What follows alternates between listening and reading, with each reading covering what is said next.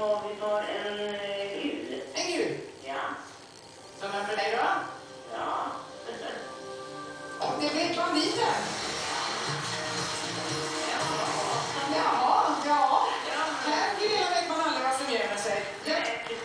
Jag drar en spak åt dig, ska vi se vad som blir din vinst. Jajamän, gör det. Sådär.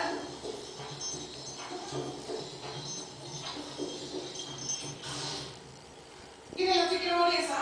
Ja, gud, ja, det gör jag. Då ska du få åka på en härlig resa till Malta. Den här resan är värd 18 000. På Malta kommer ni att bo på ett bekvämt hotell vid havet och får njuta av solbad och nöjesliv.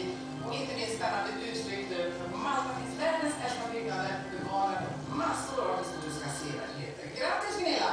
Tack. Och du vet att du får med dig bakis. Ja, vad är det? Jättebra. Tack ska du ha. Tack ska du ha. Hej då. Hej då.